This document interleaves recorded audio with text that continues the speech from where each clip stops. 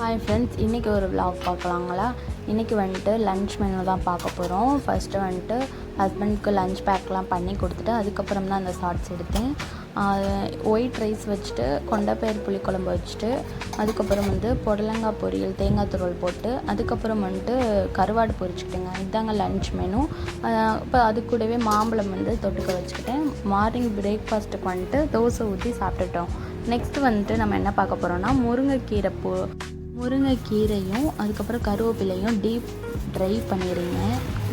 Deep ட்ரையாக நான் காய வச்சுருந்தேன் இல்லையா, அதை இன்றைக்கி தாங்க பவுடர் பண்ண போகிறேன், பொடி பண்ண போகிறோம். அதை லைட்டாக ஹீட் பண்ணிவிட்டு, ரொம்ப ஹீட் பண்ணிடக்கூடாது, லைட்டாக ஒரு 2 செகண்ட் 5 செகண்ட் போதும். அதுக்கப்புறம் எடுத்து அதை ஆற வச்சுட்டேங்க. ஆற வச்சுட்டு அது கூடவே நம்ம சீட்லாம் ஆட் பண்ணுவோம். அது கூட சேர்ந்து அரைக்கிறதுக்கு நிலக்கடலை எடுத்திருக்கேன். 1 ஸ்பூனு 2 ஸ்பூன் எடுத்துக்கோங்க நிலக்கடலை. அது கூட சிசமின் சீடு, எள்ளு விதை சொல்லுவாங்க, கருப்பு எள்ளு எடுத்திருக்கேன். அதுக்கப்புறம் சன்ஃப்ளவர் சீடு எடுத்திருக்கேன். அதுக்கப்புறம் பம்ப்கின் சீடு, ஃப்ளாக்ஸ் சீடு, இது எல்லாத்துலேயும் ஒரு ஸ்பூன் எடுத்துக்கிட்டேங்க. எடுத்துகிட்டு அதுக்கப்புறம் பெருங்காய பொடி நான் சேர்த்துக்கிட்டேன். பெருங்காயமாக இருந்தாலும் சேர்த்துக்கலாம், நம்ம பொடியும் சேர்த்துக்கலாம். அது கூட 2-3 மிளகு சேர்த்துருக்கேங்க.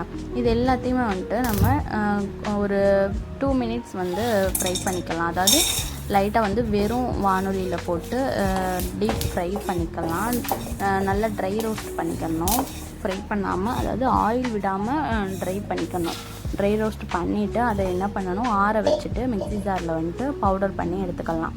பவுடர் பண்ணி எடுத்துட்டு அதையும் ஆற வச்சுக்கலாம். ஆற வச்சுட்டு தனியாக நம்ம அதே மிக்ஸி ஜாரில் தனியாக கருவேப்பிலையும் அதுக்கப்புறம் அந்த முருங்கைக்கீரையில் ரெண்டையுமே அதையும் பவுடர் பண்ணி தனியாக எடுத்துக்கணும். தனியாக எடுத்துகிட்டு ரெண்டையுமே என்ன பண்ணணும், மறுபடியும் இந்த மாதிரி உங்களுக்கு கிடைக்கும்.